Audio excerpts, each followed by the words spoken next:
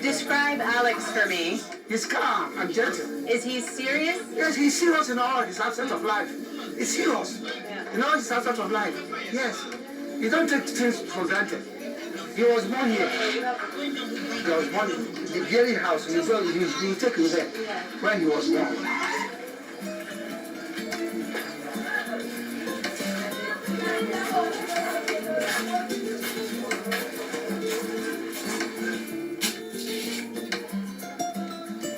I stayed in this room with my sisters when I was young, and I grew up from here. This is the exact room I was raised. Oyobia Nihojo. Hello, so Oyobia Wodo, and the man Yanumina. Oyobia Anka, or Vessel Queneni, and so Ceciano, Aquanis Cassimiti, Maninti Queneni. Yes, I'm a move to me a boana, and I pay. Is this your mommy? Yeah. Oh, Sister, not more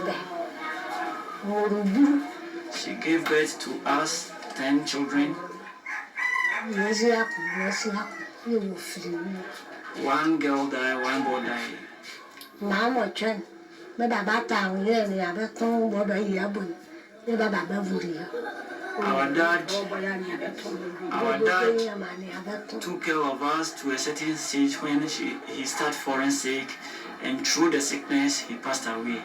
So she's the one who took care of us. I only remember him one time when he was coming back from work, and I ran and I hugged him, and he took me up and he took me to the house. That's the only thing I can remember in my life with my dad. She has struggled to raise us up. It wasn't easy. It was a hard time for her. She supports us whatever you do. Like when I told her I want to be part of Judaism, she agreed with me and my brother. I have two brothers who are, one is a catechist, two of them are Roman catechists. You know this one? this one? Yeah. This is plantain. No. Cassava. No. A yam. No. Palm nut tree. No. Fanta. Yes, Popo. Popo. Oh, I love that. Okay.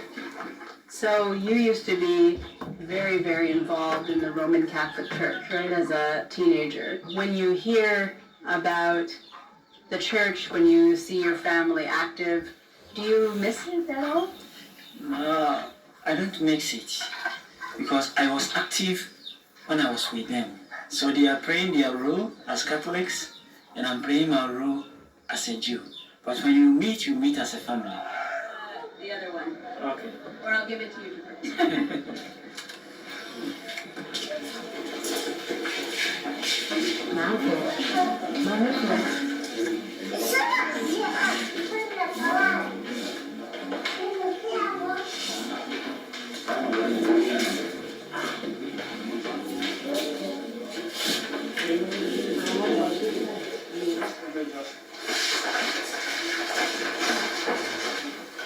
The first prayer book, which is page 11. Praise are you, Lord, our God, King of the universe, who enables his creatures to distinguish between night and day, who made me in his image, who made me a Jew, who made me free. Compassionate Father, restored by his... I'm back in synagogue, and I noticed the prayer books, the tunes, the kippas, and I'm wondering, how did the Sefwis go from being a small group following the Old Testament to holding services like this one? I'm told that happened soon after the Sefwis made contact with Jews from the outside.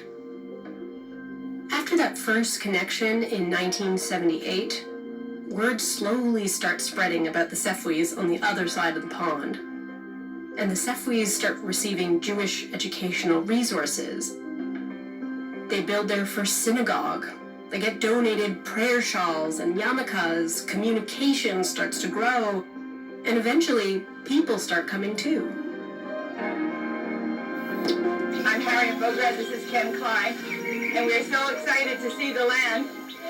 Our official mission is to support isolated and emerging and returning Jewish communities around the world. I found the opportunity to get to know a community on the other side of the world that loved Judaism, meaningful to me and rewarding and inspiring. I felt spiritual. Seeing them understand the Torah and sense of appreciating Judaism, feeling it such a privilege and something that they had to work so hard to get, and yet it meant so much to them. Whereas in this country, so many of us have such access and don't even care. I bought them a laptop. They'd never seen a computer before. And then I started a Yahoo group so that people interested in the community could communicate with each other. So there was this whole network of people who cared about this community. At first, it was the Sefwis reaching out, but now, people were starting to reach in. In the beginning, I don't know that there are Jewish people even outside. Now, I have been introduced to the world. You have something in your mind that I'm not alone. There is that feeling of connection to responsibility for care about other Jews, regardless of labels. So the notion that there might be somebody in Ghana who's doing Jewish, that's very moving to me, right? I care about that.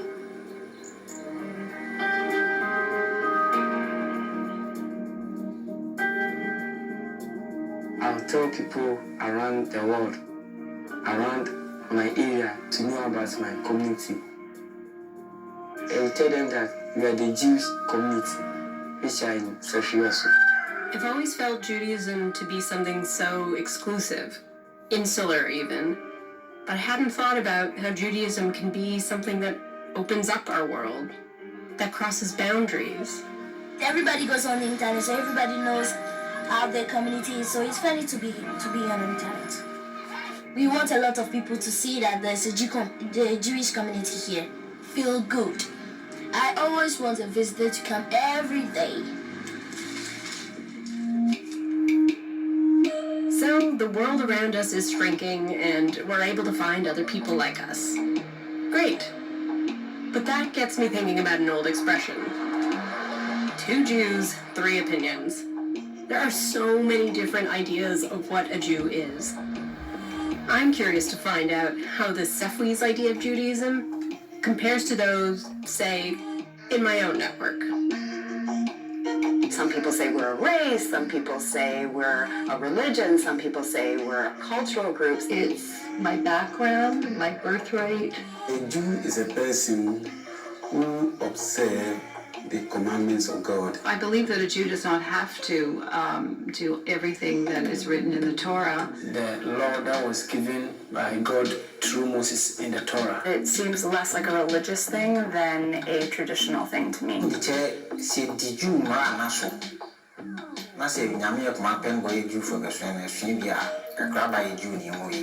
The Holocaust, anti-Semitism, the Spanish Inquisition, the founding of the State of Israel, that takes on extra baggage and extra meaning. I can define it like how you worship God. I actually identify as an atheist Jew. If you are Jews and you don't believe in God, I don't think then you are a Jew. For me, it's very much about God.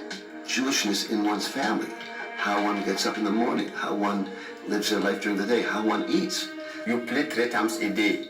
While I do identify strongly as a Jewish person, Monday, you come to synagogue. I don't practice as a Jewish person. Thursday, you come to synagogue and read the Torah. We've always just been Jewish, but more like Jew-ish. And Friday evening, we come to synagogue and welcome Sabbath. It's really a collection of practices and a sense of belonging. It's a call from God. Living your life according to mitzvot. What I like about Judaism is that you can be Jewish and just kind of like reject absolutely everything, but still identify as being Jewish. No matter how many bagels and cream cheese you eat or how many Purim parties you attend, if you don't live the life, it's very, very difficult to pass it on to the next generation. I'll be honest, that last response stayed with me. My Judaism feels like a dormant identity. It pops up around the holidays, culture, food, some life events. But is that enough?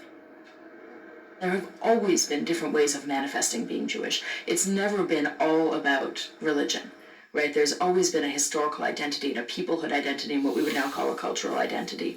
All that being said, I don't think that cultural Judaism or kind of kitchen Judaism or nostalgic Judaism, I don't think that's what lasts thousands of years. So we are heading up to Gladys's farm. We are currently getting some food for preparation for Shabbat dinner. It's about a 2K hike or so, about a 20 to 25 minute hike in the jungle, it appears, and certainly a little bit different than what I do back home. Okay, we gotta get a challah. I have some wine. I don't like your wine. No, this is nice kosher wine. There's no such thing as nice kosher wine. Well, we have your brother, so it has to be a kosher wine. What are we going to be doing today?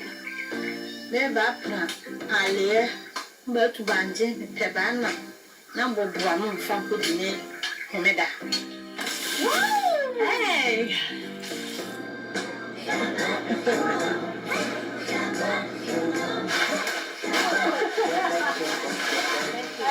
Faster than I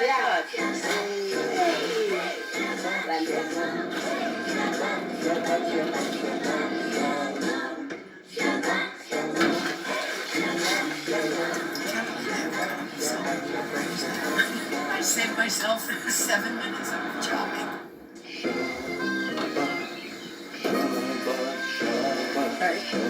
thought.